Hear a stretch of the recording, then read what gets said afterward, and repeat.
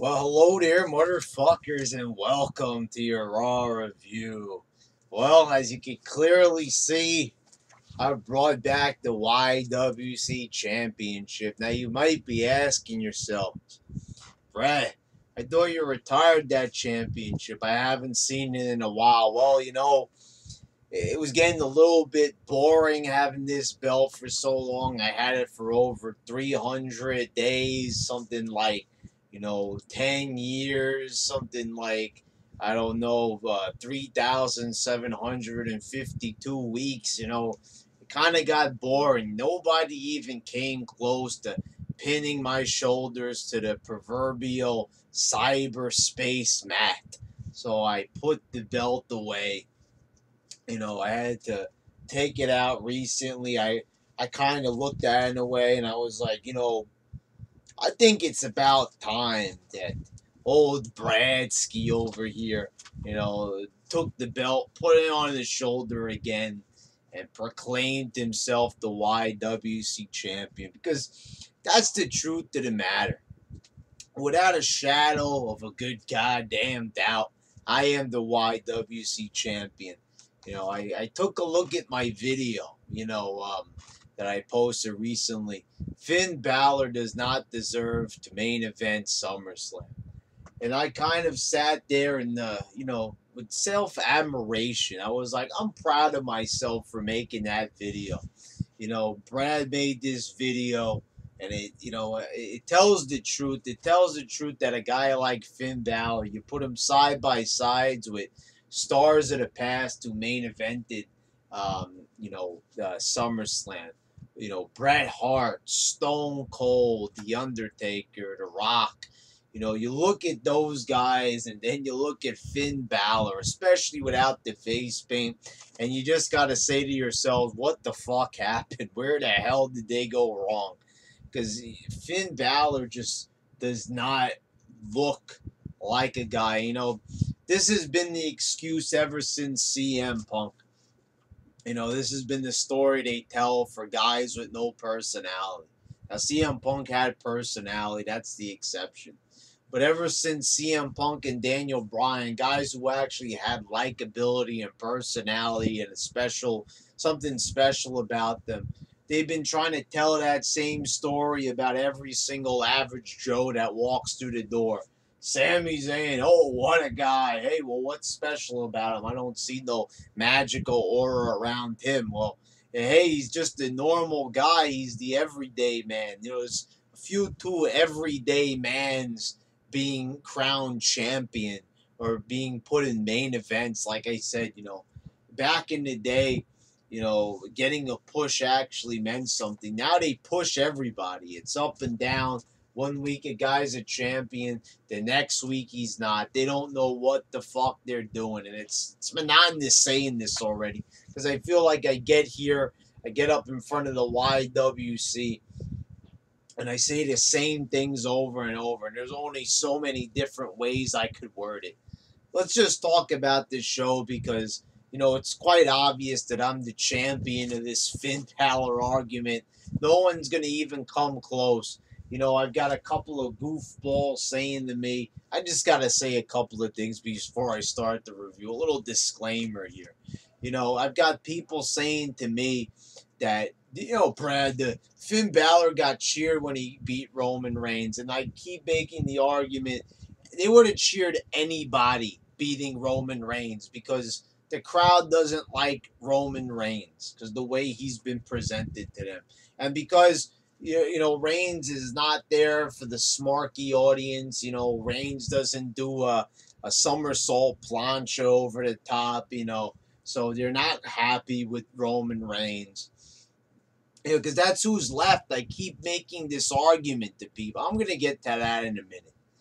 So let's talk about how it starts off. Sasha Banks talking about the win over Charlotte.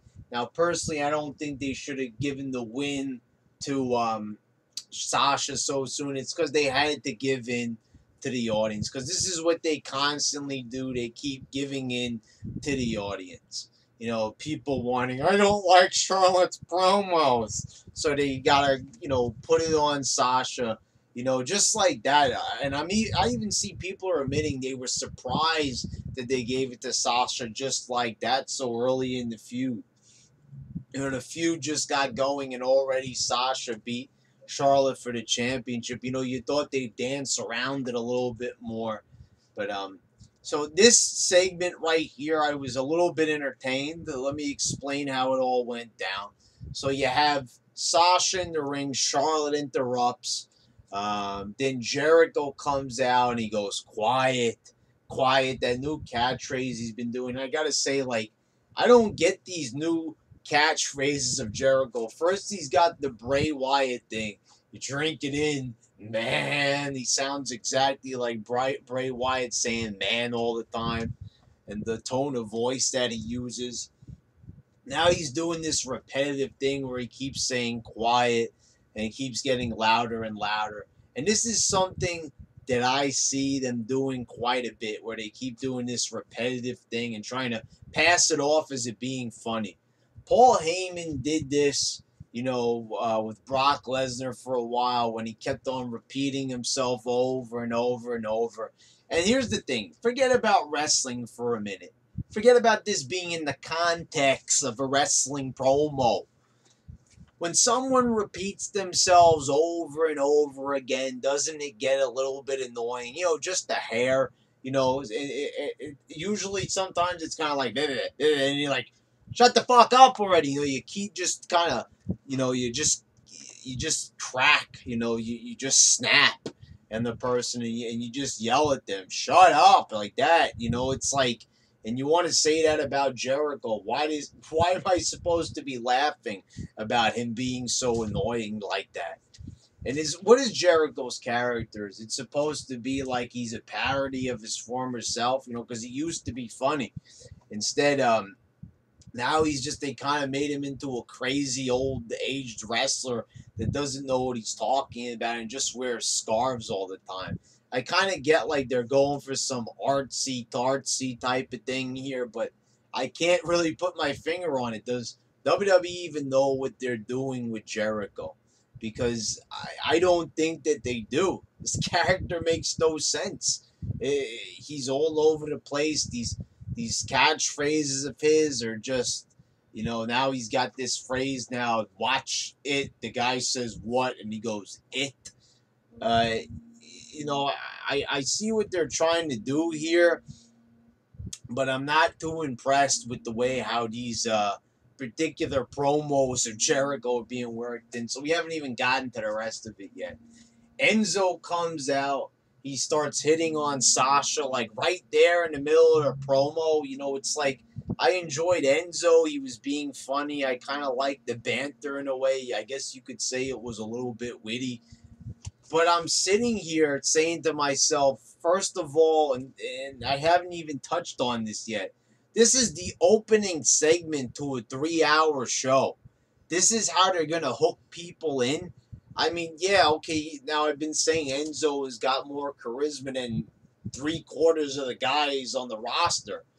But still, like, the content we're being given here in this particular context, how is anybody going to be coaxed into staying tuned for 3 more hours of this?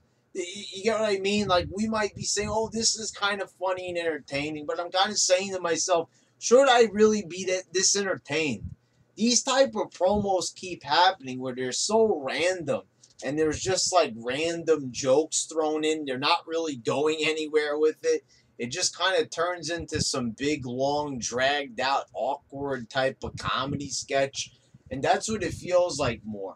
You know, they used to intertwine comedy. Like, remember how The Rock used to do it with Stone Cold? They used to intertwine comedy and story, and it never felt forced or like it was a comedy sketch, like some type of Saturday Night Live bit. It just kind of felt natural, like they were telling a story. You know, it's kind of like that. It kind of feels like classic SNL versus how SNL is now. You know, it felt very natural. You know, a lot of those skits got turned into movies because they were so, you know, well done. Now you just see a bunch of bullshit thrown out that, any kindergartner could write. And it kind of seems like they've got those same writers from SNL writing for WWE. These awkward, stupid, trying to be hip type of things, and that's what they're trying to do. They're trying to be, hip. They're trying to do this type of sarcastic wit, and it's hard to explain, but you guys know what they're going for here. They're trying to do that whole type of, hipster meme type of, trying to be funny in a weird way. And it comes off as being annoying most of the time. Mick Foley comes out and he makes the first mixed tag match of the new era. And here's the thing: it's kind of like this is how they kick off the show. Finn Balor just pinned the face of the company. This nobody, this Davey Richards lookalike, pins Roman Reigns out of fucking nowhere. No introduction. Hey guys, Finn's on Raw. Well, okay, he's now main eventing SummerSlam. I mean, fucking out of nowhere. And I've got arguments from people. Oh, well, he's almost 40. When's he gonna main event? That's none of my concern. I mean, but whatever happened to momentum in storytelling? Nobody watches NXT just because you do. It's like no one here. The people who watch NXT is about the amount of people that watch TNA Impact. So that's not enough to just assume that people know who Finn Balor is. But, you go ahead and you say that that's okay, everybody knows. Like I said, they're catering to the hardcore fans, the ones that are always watching the show no matter what, such as you and I. We stick with the show.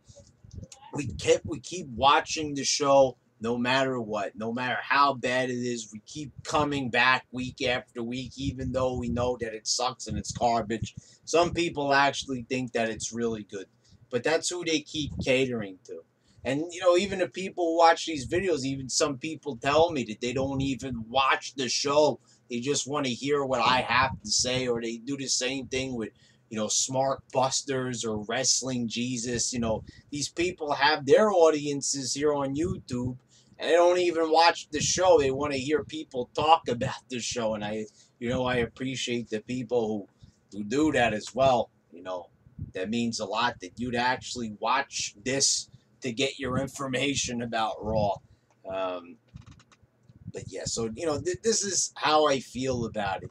You people stand there and defend a guy like Finn Balor, and I could keep going on and on. Maybe I should save that for when I actually talk about the Finn Balor segment on the show.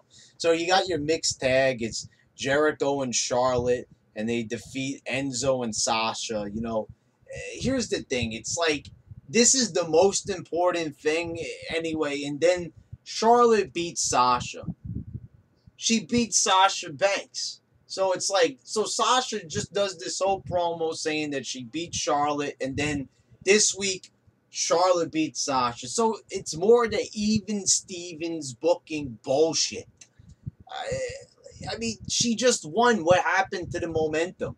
It's like she's got to win because she lost last week. But like I said, how does this look? It's like, oh, you win one week, so I got to win this one. It's like I was thinking to myself, this is like, saying Empire Strikes Back. Luke Skywalker gets his hand chopped off by Darth Vader. Now, okay, so he chopped his hand off. So guess what? So now Luke has got to chop off Darth Vader's hand to get even.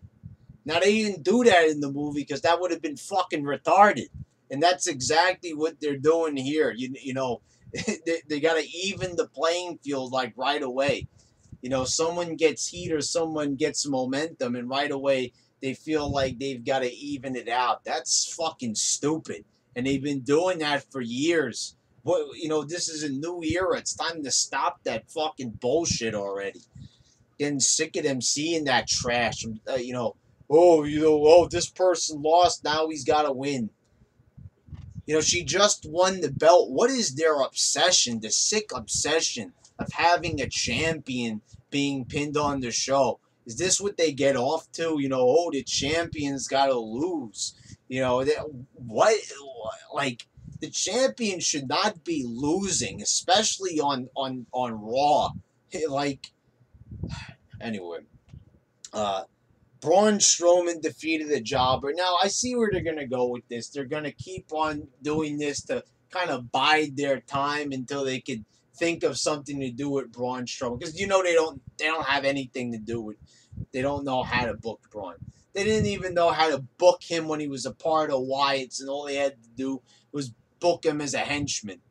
Now he's by himself. Now they're not going to know what the fuck to do with him. Back in the day, Braun Strowman would be in the program and he'd be fucking, you know, dominating, and it probably would have been pretty cool. But now we're going to be stuck with these boring fucking squash matches until they can figure out what they're going to do. What are they going to do? They're going to put him in a match with Sami Zayn. Can Sami Zayn beat Braun? And then he'll probably beat Braun with a roll-up or some shit. Because that's the type of style of booking they like to do nowadays. So I wouldn't be surprised if that becomes a reality. I'm kind of just joking, but then again, I'm kind of serious about that. That might actually be a real program. The Shining Stars defeated Golden Truth. R-Truth is playing Pokemon Go, so he's distracted, and they lose to the Shining Stars. I have never seen a team like the Shining Stars or Golden Truth get no fucking reaction at all. It couldn't be possible to care any less about this match or these two teams. I mean, look at these fucking teams. This is a fucking joke. The Shining Stars, they have one match. They don't show up for like 3 months, and now they're back in the draft. And they're just as worthless as the first time they appeared. Why should we care about Primo and Epico? Why the hell would we care? These guys have, you know, gone through 4 or 5 different character changes. They were spent 2 years under ridiculous looking masks as the Matadors, and now we're gonna care again about them because they're, you know, tour guides. The fuck kind of gimmick is that? We're tour guides. What? Like, whose genius idea was that? You know, I always talk about characters in WWE, but I'm not just talking about any characters. I'm talking about good ones. So Finn Balor comes out. Good old Finn. No paint or anything once again. You know, like I said, Finn Balor looks like Davey Richards. He looks like anybody on, you know, interchange him with Davey Richards. Just do it for a week. Do like some kind of wrestler exchange program, like some, you know, like a student exchange program. Put Davey Richards, you maybe paint them up to kind of disguise him a little bit more. You know, they could have brought Davey Richards out to beat Reigns, and he probably could have fooled the audience. Those guys look exactly the fucking same. There's no difference. They both are the same thing, same proportions, same face, same type of look. I mean, you could have fooled anybody. You know, you could have done the coup de grace. And don't those guys do the same move? Doesn't Davey Richards do a stomp as well as his finisher? So this was pretty good. Rollins comes out. They're face to face. Now, how much better would this segment have been? Okay, so let me give my thoughts first. It was okay. It was an okay face to face. Rollins showed that he has 10 times more charisma.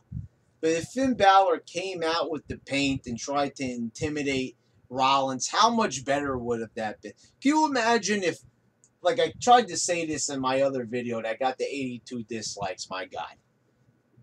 If Finn Balor came out in the paint and beat Roman Reigns, I might accept that. Because I'd be like, you know, imagine Reigns kind of like looking at Finn Balor from across the ring, like weirded out. Like, this guy looks like some more demonic looking boogeyman or something like that, you know, and he'd be intimidated by Balor because the paint looks pretty fucking awesome, you know.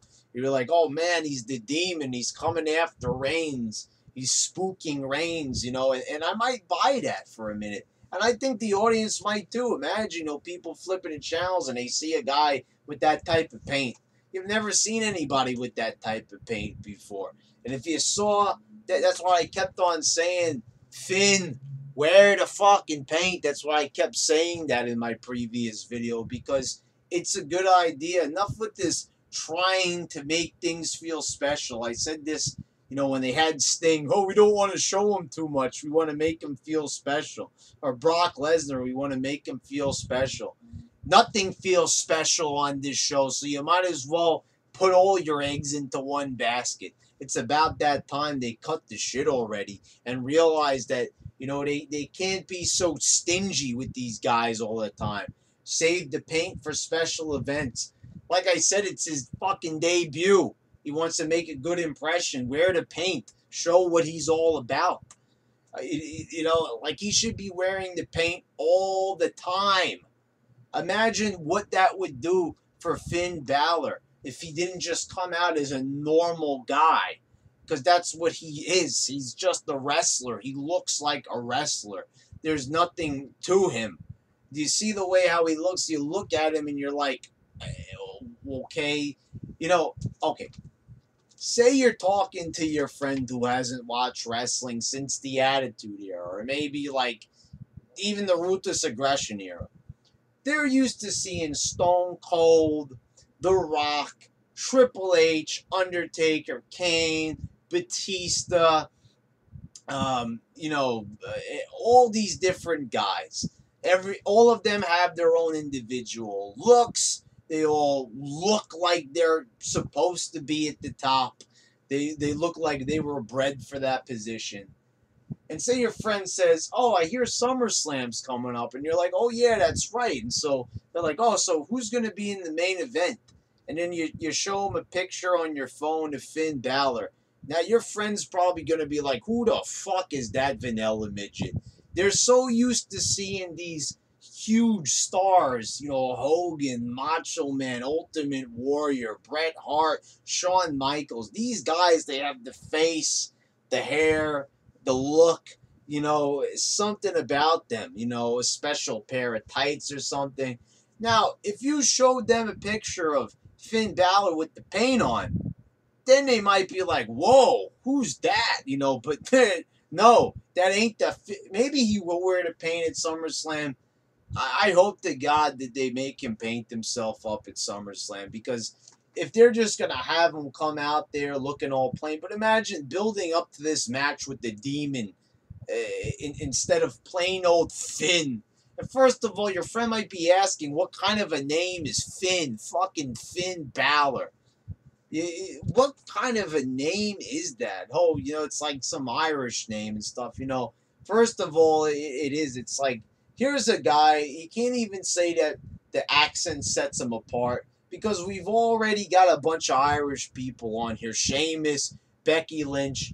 That gimmick of having the accent is already past. So Finn Balor is now the fucking 53rd guy with an accent. We get it. The international flavor, that type of thing is already worn off. That doesn't feel special anymore. The international flavor. We're not buying it. So Rollins goes for the punch on Finn. Finn hits him with a Pele kick.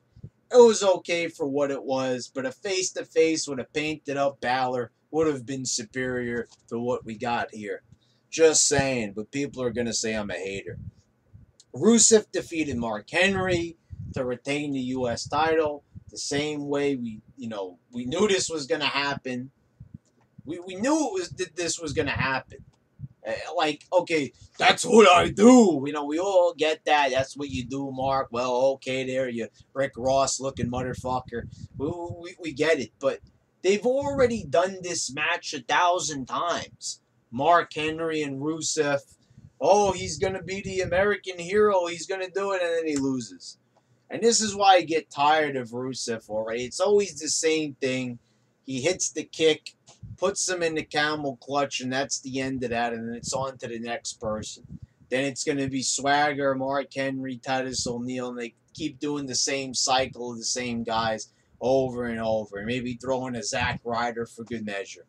And it's always the same story, the same promo, the same introduction from Lana. It's repetitive, it's annoying, it's not even good to begin with. So, like I said, who's staying tuned for this? You've seen one Raw appearance from Rusev, you've seen them all. It's the same thing and it goes nowhere. It just stays locked into that one thing of Rusev just dominating, and there's never anything else thrown in to make it interesting. And they're doing the same story that it was in 2014. So he beats Mark Henry. And why is Mark Henry even wrestling here? Like they said backstage when he was talking to Stephanie and Mick Foley, this is the new era. There's no place for a Mark Henry here. Mark Henry was always slow and lethargic to begin with. The guy might look like a star, but he's boring to watch, and he doesn't have a lot to offer besides his strength. That was okay for a short time, but we all knew that Mark Henry wasn't ever gonna, set the world on fire. It just, when Mark Henry went toe to toe with the Undertaker at WrestleMania, it just didn't look right. It didn't look like Mark really deserved to be there, So he lost in very predictable fashion because that's what he does, right? So Roman Reigns comes out. And right here, I was like a bit surprised by this. Maybe that's what they were going for. So I guess this is Reigns' punishment. He's not going to be in the title picture. Now he's going to go for the U.S. belt. So he wins the world title 3 times, and now he's got to go for the U.S. belt. Well, it's like I always said, it's a downgrade. I never understand that. That's like if Stone Cold went after the Intercontinental title, after winning the world title all those times. It just, why is he going after a secondary belt? He's already transcended that belt. Why would he have to go after it? Unless they're going to do something like Reigns, taking Cena's position of being like the U.S. champion ambassador and just having some good matches with a bunch of guys and making the belt feel important. Because Rusev is boring me to fucking tears with this reign. I'm all for it. And here's the other thing. Whether you like Reigns or not, the minute that guy's music hit and he came out to the ring, smashed his fist into the mat, it didn't matter if you were booing or cheering him. Right there, you woke the fuck up. I'm going to get to that in a minute about how I woke up during this show because I fell asleep partway through it. It's not even funny. I'm not even joking when I say that. So Reigns will wake you up. He feels special. You look at this guy and like it's the same thing with Cena. I've never seen anybody be like, when Cena and Reigns come out. Like, people get the fuck up out of their chairs, and whether they're smarks or not, they get you invested. They take you out of that coma, and your eyes are glued to them. And that's exactly how it is. That's why I like Reigns, and that's why he's grown on me. And that's why, I don't get a lot of this Reigns hate. These guys are boring you out of your minds. Like, guys like Jericho, who are, better wrestlers than Reigns, but they're not entertaining anymore. Like I'm saying, so it's like, so when a guy like Reigns comes out and you feel that magic, even though Jericho is like one of my favorites of all time, I don't get excited anymore when Jericho comes out. I'm like, eh.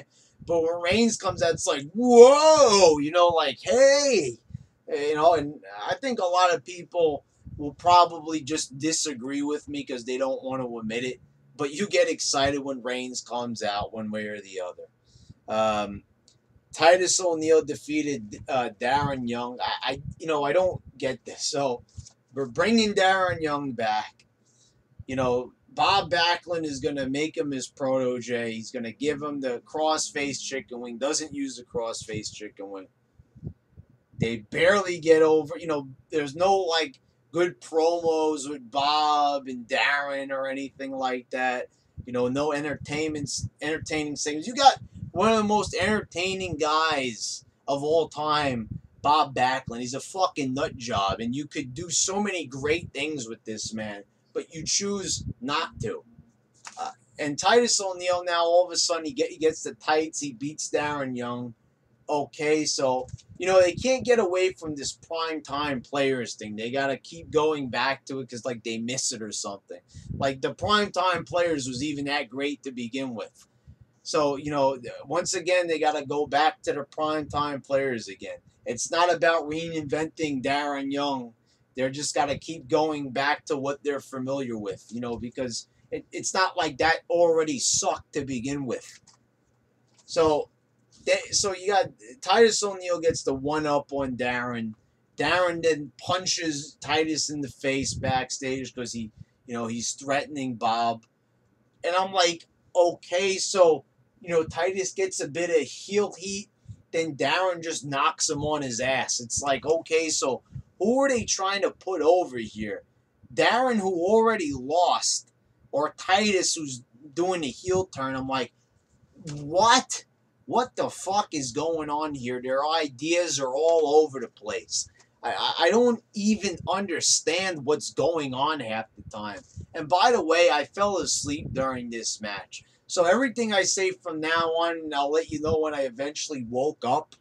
I watched this on YouTube. I wasn't going to rewind my DVR. So then you had Nia Jax defeating a jobber. I didn't see a minute of this. I was fucking fast asleep. And so it's the same story like Braun Strowman. Let's not put her in an intriguing program with maybe Sasha Banks, or Charlotte or something like that. It could be kind of cool. You could have like kind of like a Bret Hart Diesel, or some type or a Sid Shawn Michaels type of match. The David versus Goliath, that would be kind of cool. Nia Jax and Sasha, that would be a cool match. But, Nia's got to be involved in some fucking jobber match. And, she's not going to be involved in any interesting program. So they promoted her to the main roster just so she could have jobber matches on Raw. Bravo, WWE. Another great job right there of booking your talent effectively. Two wrestlers doing the same thing of two different genders. Okay. So the New Day then defeated the Club. I don't know how it's the Club anymore. There's two guys. How could a club be two people? I don't get it. But anyway, it's Gallows and Anderson. So Big E gets a roll-up, a cheap-ass looking roll-up that barely even looked like a 3 count on the Club. And then the Club goes on and beats the shit out of him. So here's the thing. Why did New Day have to beat the Club if they were just going to have the Club beat the shit out of New Day? This makes, once again, no fucking sense. Why would you have them beat? Just don't have the match then. How about that? They're trying to give the Club some momentum against New Day because obviously they're going to have a tag title match at SummerSlam. Obviously. So with that in mind, shouldn't the Club be beating them here? They already beat the champions half the time anyway. On Raw. Champions always lose. So here's the one time when they don't do it. So I'm getting so sick of this Even Stevens booking. So though they're the winners, the ones who get their asses kicked, once in a while that'd be okay, for somebody to get their heat back. But this is just fucking ridiculous. The Even Stevens booking has completely destroyed any sort of momentum any wrestler could ever get. Because they do this not just with a couple of feuds, but in every single feud and match, seemingly. Once in a while, they'll jump around and maybe not do it. But the Even Stevens booking is almost every single match, every single feud. They do it all the time. And like I said, you would think that this is with Charlotte and Sasha. This is the new era. They get away from these bad habits. But once again, it's not really a new era. It's a piece of shit with a new coat of paint. That's all it is. Like I said, you could paint the turd gold. It's still a turd. It's the same thing at the end of the day. So I slept through that. I woke up when Cesaro was wrestling Sheamus. You know, he did a nice little counter, and with the neutralizer, and he pinned Sheamus. There was a little promo before the match, and Cesaro's exposing the bad booking. Sheamus hasn't been the same since winning the Money in the Bank or cashing it in, whatever he said. Exactly. So, do something with him. Here, they're on the show admitting that you don't know how to book the guy. So instead of writing that into the story and exposing how terrible this fucking show is, maybe do something about it. Either get him off the show and replace him with somebody else, or how about actually booking the guy? You already made him a multiple-time world champion. So to make him look like a jobber now is fucking pathetic. It's the same thing with Mark Henry. They have this guy beat Orton for the championship and then make him into a fucking joke. Where's the consistency? Like I said, nobody has momentum. They give the belt to like everybody, then they demote them, and then everybody is meant to look like shit in this company. When's the last time they successfully pushed anybody that became a major success? Where were the Stone Colds, the Rocks, the Kurt Angles, the Undertakers of the past 5, 6, or 7 years? There hasn't been any. Even CM Punk, they even fucked him up, even though they had a good thing going with him. Same thing with Daniel Bryan. Nobody is allowed to maintain any momentum, and that's why the show never improves. Why don't they build new stars? Because every single time they start doing it, they fuck it up. And they do it with Roman Reigns. They give up right away. First they book him like shit. They've already got that working against them. And then they're like, oh, you were just going to job him out to fucking Finn Balor. Like, this booking, it's like, it's not even booking at all. It's just, it's like a gorilla just taking his fucking shits and just throwing it against the wall and wherever it lands, that's what they're going to do.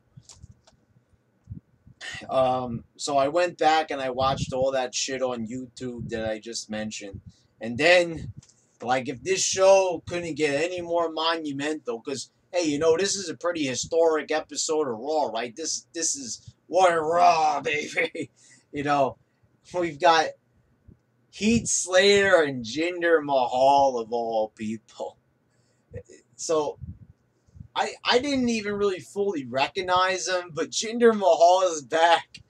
And we've got Mick Foley comes out. It's Battle of the Bands, baby. Baby, as Heath Slater would say. Heath Slater versus Jinder Mahal on Raw in the new era. This is a new era, buddy, right? New era. New era, great.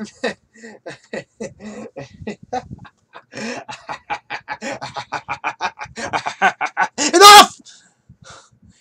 Look at this. Look what you've reduced me to. I'm here standing shirtless before the YWC in a desperate plea to restore my sanity to where it once was.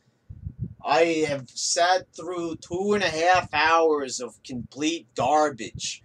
And maybe I'm going to get something good, but instead I get Jinder Mahal. I already have to put up with Byron Sex Addict for fucking 2 hours straight. And then you're going to give me Jinder Mahal? What the fuck? Seriously. I've got to do this. I've got to satisfy the request of Bray Wyatt guy on my channel, constantly asking for this. Because, just me doing a review of this show, it's not enough. I could do all the things in the world. I could do a video on my porch. I could do a video in fucking outer space. And still, it's like week after week, what am I going to do to make this show seem better so at least I can review it? At least it's reviewable in some fucking way. So this is the best thing I could think of. So happy fucking birthday. If it's not your birthday, then I'd consider it a random gift. Sweetheart, I don't know. Whatever. So yeah, Jinder Mahal's won a spot against Heath Slater on Raw. What excitement! This is probably the greatest thing I've seen in fucking 9 years out of them. Jinder Mahal winning a spot on Raw. You know, it's like, what the hell is even the point of this? You know that they're not going to do anything with Jinder. Why did they even bring him back? Like, who was asking for a return of Jinder Mahal? Who was asking for Darren Young to be made great again? Who was asking for any of this? Who asked for a Finn Balor main event slot? Who, like I said, no one's asking for this. This is just complete fucking garbage, is what it is. This is garbage. I've said this for years, but this is more garbage than it's ever been. That now we're just getting complete random trash. At least the trash used to make sense at one point. Then we've got Rollins defeating Sami Zayn because, why not? Gotta get Sami in there. No interaction here with Balor. Hey, maybe Balor will come out with the paint on and intimidate Rollins from the entrance ramp since, they already fought earlier in the show. And, they're building up to this great match in SummerSlam. No, just a regular match. It was a good match, I guess you could say, and but nothing. No storytelling, no nothing. Absolutely fucking nothing once again from them. Where's the storytelling here? They're gonna have the match at the pay-per-view. You don't wanna, do any interaction with Rollins and Finn Balor here. Like, are they against it or something? They don't want to make it too good. And Puff Daddy's going to be there next week. Oh, praise the motherfucking Lord for that. I mean, the guy got booed out of the building at the WrestleMania I went to, 29, when he was in Jersey. So why not bring him back again? Because that's what everybody's asking for. We want fucking Puff Daddy on the fucking show. That's gonna bring in ratings. Yeah, Puff Daddy. Yeah, don't try any effort. Don't try to create new characters or intriguing storylines. But let's bring out Puff Daddy. Then you've got Lesnar in the main event. It's the same thing. Heyman showering, Lesnar with praise and all that. And here's the thing. Heyman they always make like Heyman saying something that he's not supposed to be saying. Ooh, Lesnar is violent. I mean, that's a good point. This stuff ain't violent anymore. It's just this wrestling. I mean, you look at this show and people are like fighting, they're wrestling, but it doesn't really look like they're fighting like what Heyman's getting at. So that's a pretty good point, but he always says that shit. Orton comes out, hits the RKO out of nowhere. That was pretty fucking exciting. And that's what I'm talking about. When Orton came out, you feel the energy finally coming back into the room. I mean, that was energy that you didn't feel during Rollins and Zayn. That's not energy that you felt when Darren Young was out there. But when Orton came out and delivered that RKO, there was excitement. The audience went nuts. Because why? Because there's just certain guys that look right on TV, and when they appear, there's energy in the room. Something a Sami Zayn or a Finn Balor who's not wearing the paint, that's something they can't accomplish. Understand what I'm saying? So there you go, motherfuckers. This show was fucking trash. Holy fucking shit. So many missed opportunities where they could have made the show 10 times better. Instead, they want to try to promote this plain-looking guy as being on the same level as the Ultimate Warrior, Hulk Hogan. And I know people are going to give me a problem about that. But that's what they're saying. They're putting this guy out there right away, and they're going to put him in a position, main eventing SummerSlam, a position that had been given to Hulk Hogan, Macho Man, Stone Cold, Undertaker, Batista, all these big names, and you're going to sit there, Bret Hart, Shawn Michaels, and you're going to tell me that Finn Balor is on par with those guys? I mean, dudes, the drugs must be kicking in hardcore for you. Because to say that, you gotta be out of your fucking gall. I mean, holy motherfucking shit. To say that Finn Balor deserves this spot as I stand here shirtless before you in a desperate plea for the YWC to once again come to its senses. I don't know, once again, I don't think they've ever been, they've ever had their senses prioritized. All I'm saying is that he don't fucking deserve it. At least make him look like he deserves it by making him wear the fucking paint, as I said. But once again, you guys, even if Finn Balor ends up beating Rollins to become the first ever Universal Champion, I will still remain here, your YWC Champion.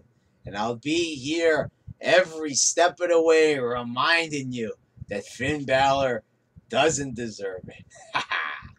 All right, motherfuckers. Have a nice day.